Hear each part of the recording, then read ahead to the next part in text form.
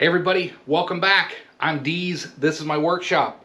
And today I'm going to do a 6-month review of the Precision Matthews PM-25MV benchtop milling machine.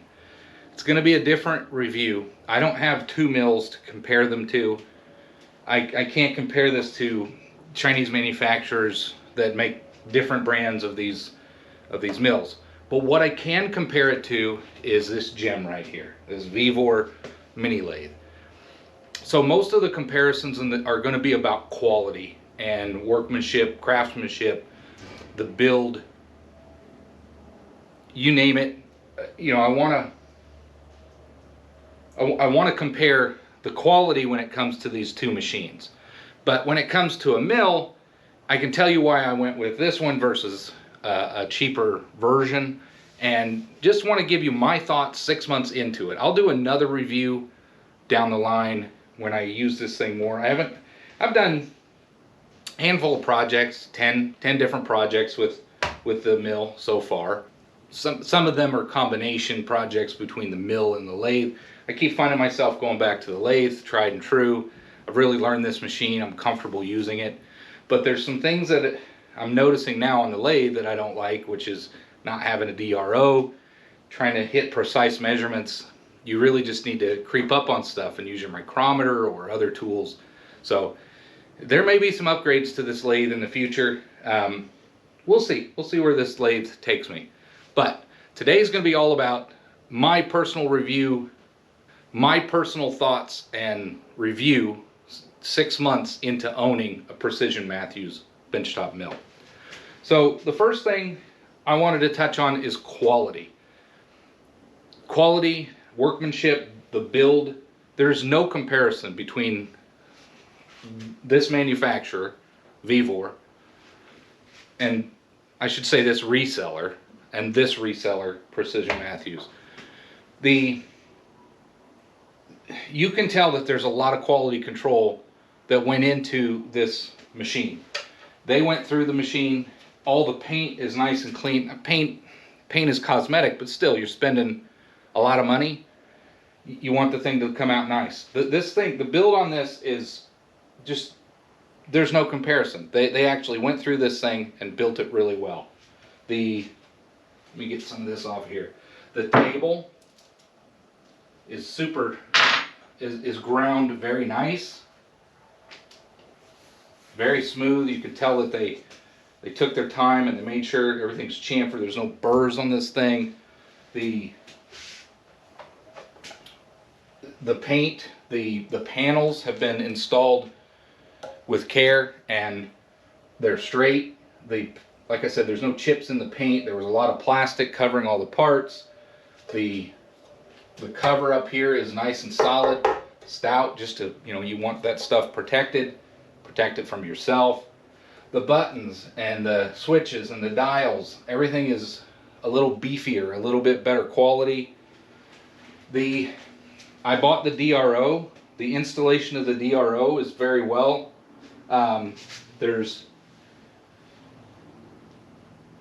It works great. I went ahead and bought it with it because I didn't want to mess with trying to install and drill and tap and put holes in the machine before I even got the thing. It just comes complete. It was shipped very well. Everything was packed really nicely. You can go back and see the video of me unpacking this thing. You can tell that this company takes their time and they sell a quality product. Now, both of these machines are made in China. These are not Taiwan machines. My understanding, I don't own a Taiwan-made machine, but my understanding is those machines are going to be a lot better quality, a lot better builds, and overall I think you're going to get a better product if you buy one that's Taiwanese made. Precision Matthews does have some that are made in Taiwan. Out of my price range for what I'm doing here, this was, after a lot of research, this was the one I decided to go with. But overall, I'm not disappointed with this. The build on this is great. Contrast, quality. We're talking about quality, these are not the same products. This thing, you can tell that this thing was pieced together with parts that were thrown in a discard bin. They didn't pass quality control for a name brand, a company that's going to say, look, I don't want that crap. Give me better products. I'm going to build my machine with properly made machine parts. All the stuff that gets discarded into a bin, they scrounge and they put these things together and they sell them under random weird name. Best Equipped, Vevor, Boberon, Morphorn, Morphon, whatever. None of those names mean anything. But that's what you're getting here with Vevor. If they made a mill, they probably do. This is the build you're going to get, the quality. The castings, all of them have some sort of an inclusion or a defect or a flaw. They're not a solid casting. You can tell sometimes they'll actually put some body filler in. All of that is structural. And depending on how bad that is, it could really affect your, it could break, your part could break. Especially when you're looking at the pressures that get pushed on the compound and all that. You really need to have something that doesn't have faults and flaws in it. However, there's a reason I bought this machine. Entry level, cheap. I didn't know if I was going to enjoy the hobby. I didn't know if I was going to get into it. And I didn't want to drop $5 grand on a machine and then say, okay, great, I got a $5 grand paperweight that I'm never going to use. Turns out I enjoyed it. So, hindsight, if I could go back, I'd probably spend a little more and get something better. But this one's been great. For me, to get started, I shouldn't say it's been great, but it has got the job done, and I've enjoyed it. But again, the quality. It's almost like some of these parts weren't made to go together. They just stuck them together. There's a lot of gaps, a lot of wiggle room, the gibs are terrible. Fortunately, my lathe ways are ground pretty well. I don't have an issue there, but some people have had them warp.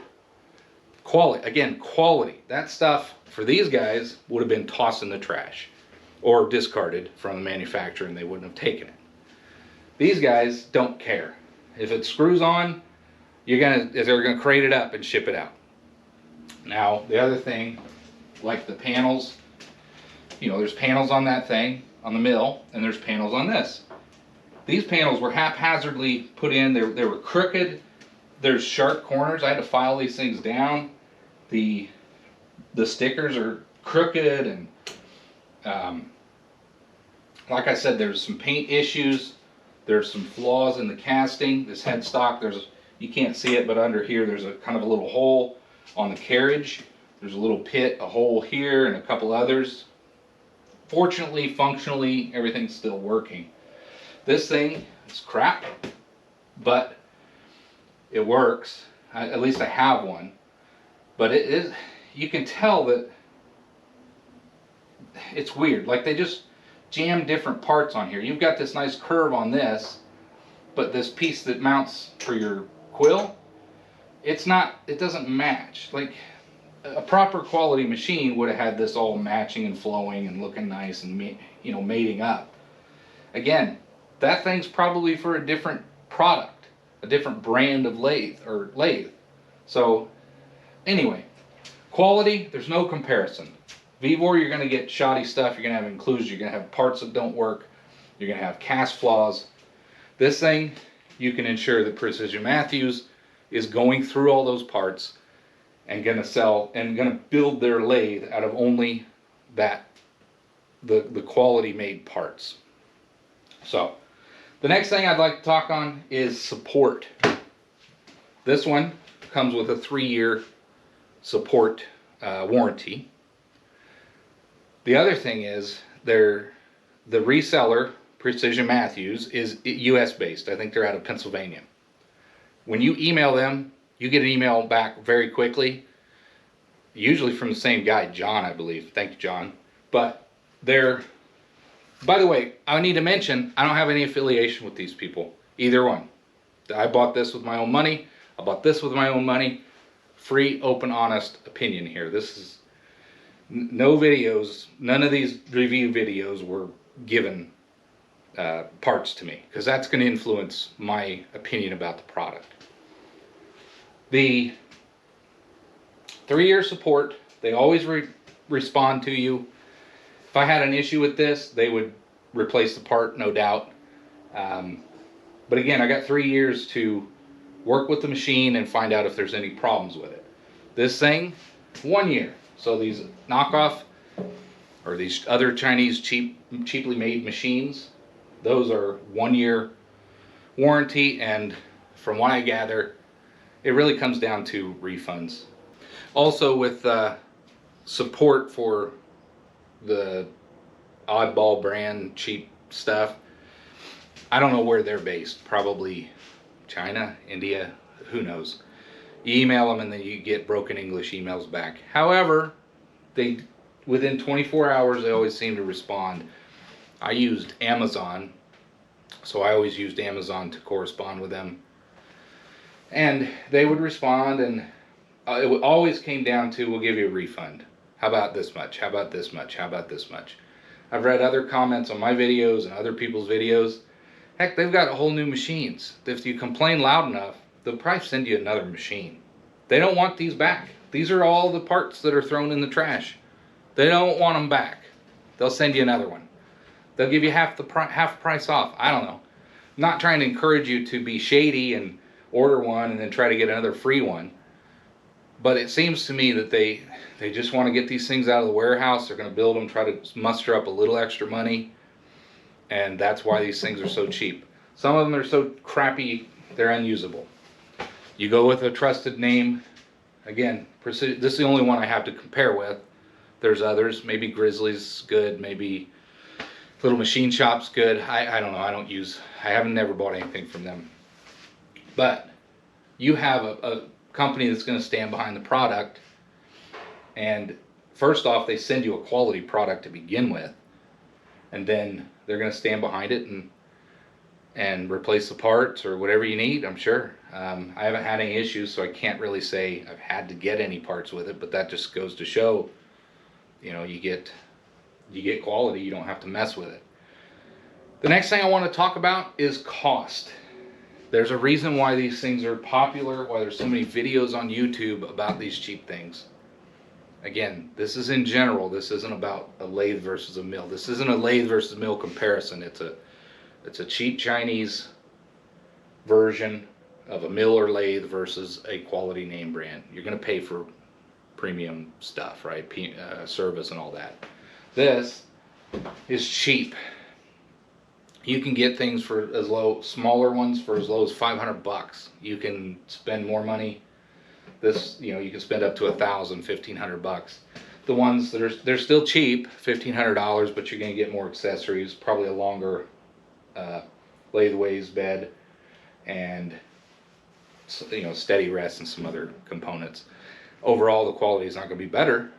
You're just going to get a bigger machine with more accessories, and they're cheap accessories, by the way.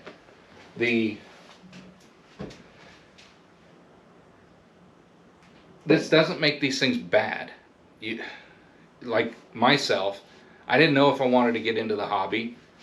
This was a way to get into the hobby at an entry-level price point that I was okay with saying, okay, that didn't work out. I didn't like it.